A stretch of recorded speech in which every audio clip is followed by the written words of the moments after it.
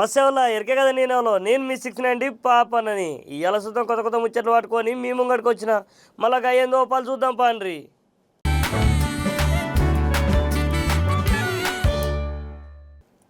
ఇగోనుల్లా ఇక పొలగాన్లు అమ్మాయిల్ని ఇబ్బంది పెట్టొద్దని ఇంటికాడ నుంచి బయటకు వచ్చి పట్నంలో ఓయూ కాలేజీలకు పోయి చదువుకుంటా ఆడున్న హాస్టల్లో వండుకుంటూ పెట్టింది తిని పోతున్నారు కదా పొరగాన్లు. ఇక అట్లాంటిది తినే అన్నంలో పురుగులు వస్తున్నాయని ఇవాళ బిలేడ్ వచ్చిందని పొలగాన్లు భయపడుకుంటా తిండి బంద్ చేసి ధర్నా చేస్తున్నారు. ప్రభుత్వం అన్న పొలగాన్లకు తిండి అన్న మంచి పెట్టురి సార్లు, ఆ పని చేసిన దొంగగాళ్ళని పట్టుకోండి సార్లు.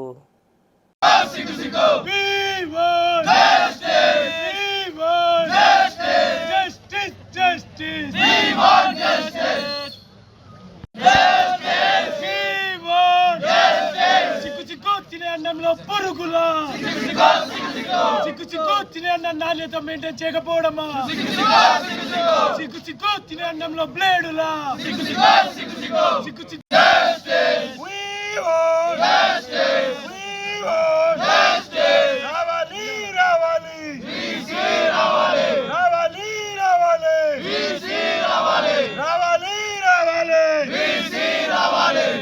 దొంగల రాజ్యం దోపిడి రాజ్యం, ఇదేమి రాజ్యం ఇదేమి రాజ్యం, దొంగల రాజ్యం దోపిడి రాజ్యం, రావాలి రావాలి బీసీ రావాలి, రావాలి రావాలి బీసీ రావాలి.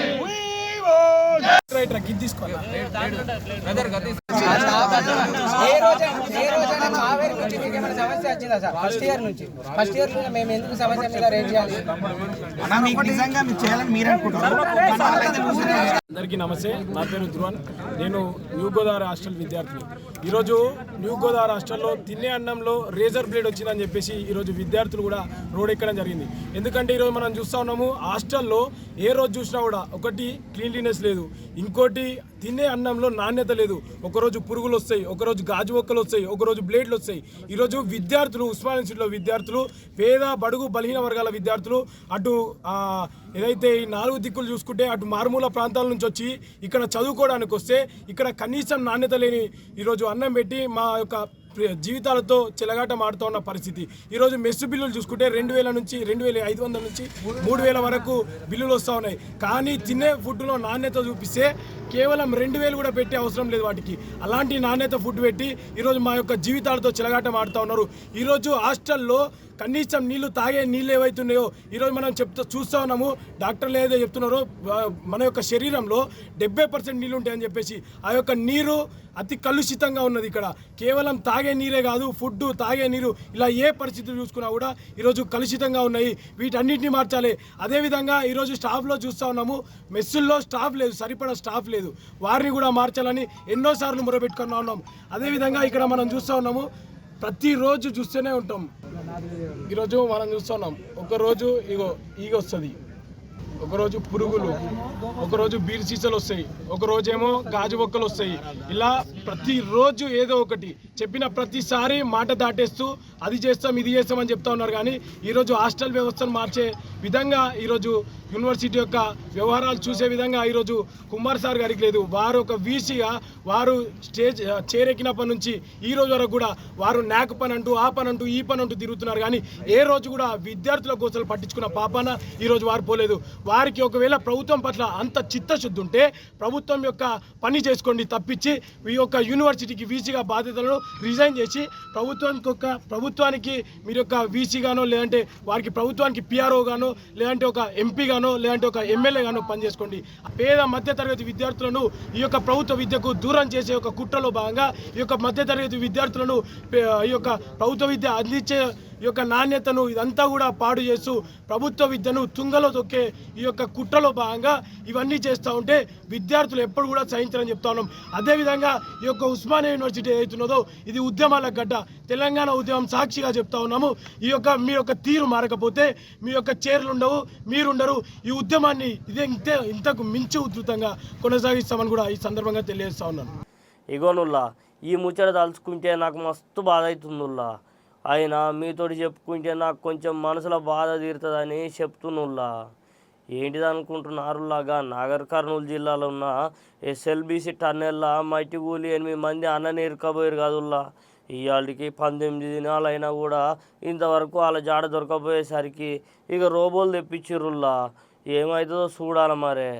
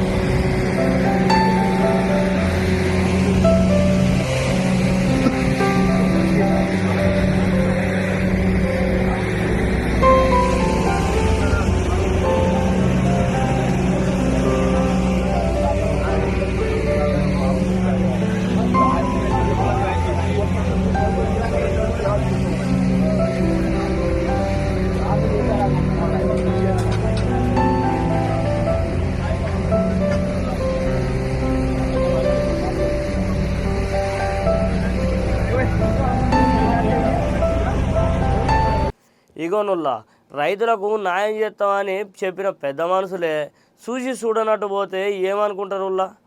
అధికారంలో ఉన్నప్పుడు ఓ తీర్లా, అధికారం లేకపోయినప్పుడు ఓ తీర్లా ఉంటే ఎట్లా సార్లు. ఎవరికి ఏం చెప్పినా ఏం చేసినా కానీ రైతన్నలకు మాత్రం న్యాయం చేయరు సార్లు. అడగడానికి వచ్చిన వాళ్ళని జైల్లో పెడితే ఎట్లా సార్లు.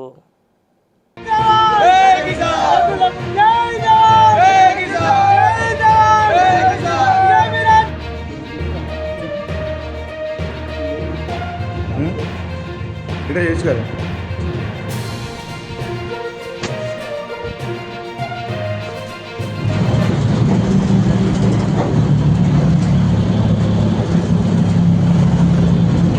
ఇప్పుడు చందనవెల్లి హైదరాబాద్ భూబాతులను మన పోలీస్ స్టేషన్ తరలించడం జరిగింది. అసెంబ్లీ దగ్గరికి పోకముందే మరి కాలేయాన్ని కలవడానికి వెళ్ళడం జరుగుతుందని చెప్తే మన అసెంబ్లీ లైవ్ ఉంది కాబట్టి పోలీసు వాళ్ళు మరి టెంపోలు వేసుకొని పోతున్నారు.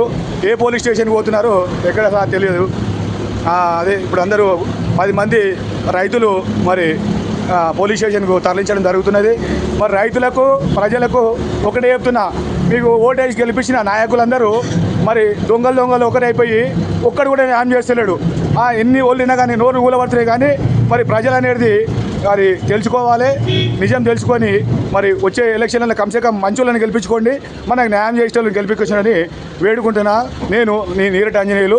నమస్కారం. ఇగోనుల్లా ఈ మధ్యన ఊర్లలో దొంగ పడవ కార్లు ఎక్కువ ఎరగదనుల్లా. అట్లాంటిది సూర్యాపేటలో అరసా జరుగుతున్న దొంగతనాలను కనిపెట్టుకొని ఇక గరిడపల్లి, నేరేడుజర్ల, పలికేడుల్లో దొంగతనాలకు కారణమైన వాళ్ళని పట్టుకున్నారుల్లా. వాళ్ళ దగ్గర ఏం తక్కువ 10 తులాల బంగారం, 1,10,000 రూపాయలు, ఒక బండి పోలీసు వాళ్ళు దొరకబట్టుకున్నారుల్లా. గీ ముచ్చట మన ఎస్పీ నరసింహం గౌడ్ సారు చెప్పుకొచ్చిండుల్లా. గదేందో మీరు కూడా చూడుండ్రి.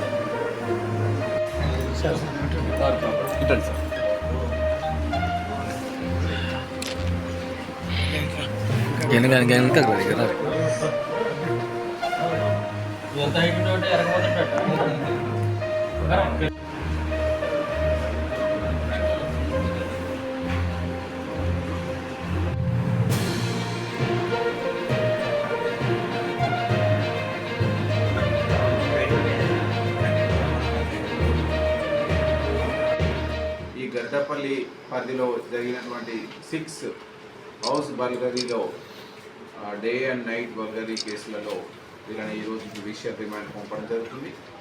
సో ఈ సందర్భంగా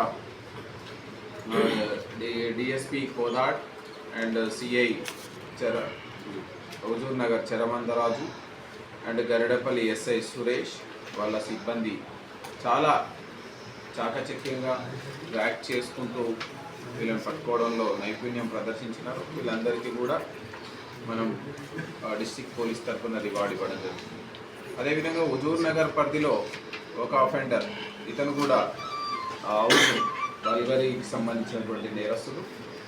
ఇతన్ని కూడా మనం ఈరోజు తెల్లవారుజామున మన పోలీసులు అదుపులోకి తీసుకున్నారు అనుమానాస్పద రీతిలో. ఇతను హుజూర్ నగర్ పట్టణానికి చెందినటువంటి ఒక వ్యక్తి ఇంట్లో పెళ్లి నిమిత్తం తెచ్చుకున్నటువంటి ఈ సంబంధించినటువంటి బంగారం అదేవిధంగా డబ్బులని దొంగతనం చేయడం జరిగింది. సో ఇతని పరిధిలో నుంచి కూడా మనం 17 గ్రాముల బంగారం చైను అండ్ 14,000 రూపాయలని మనం రికవరీ చేయడం జరిగింది. మొత్తం ఈ 7 కేసులలో 5 లక్షల రూపాయల విలువ చేసేటువంటి 9 తులాల బంగారం, అదేవిధంగా 1,01,000 రూపాయలు అండ్ నగదు అండ్ 3 సెల్ ఫోన్స్ను, ఒక బైక్ను సీజ్ చేసి ఈరోజు రిమాండ్ తరలిస్తున్నాం.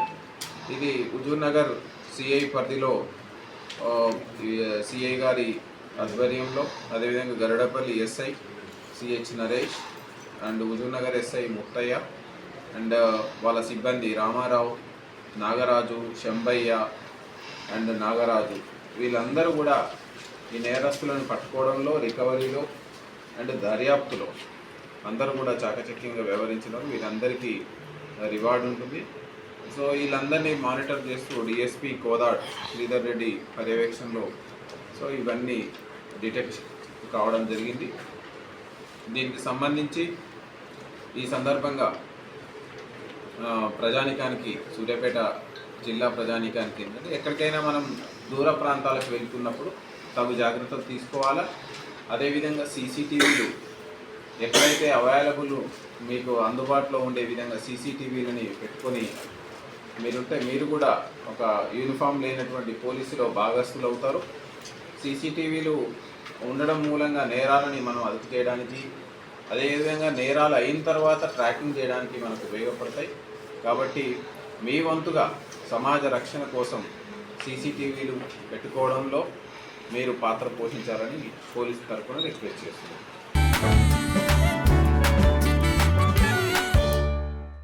సుశీల్ కాదు అయ్యాలి కొత్త ముచ్చట్లు. మళ్ళీ రేపు కొత్త ముచ్చట్లు పట్టుకొని మీ ముంగడికి వస్తా. ఇక అప్పటి వరకు చూస్తూనే ఉండరు 6 9 టీవీ.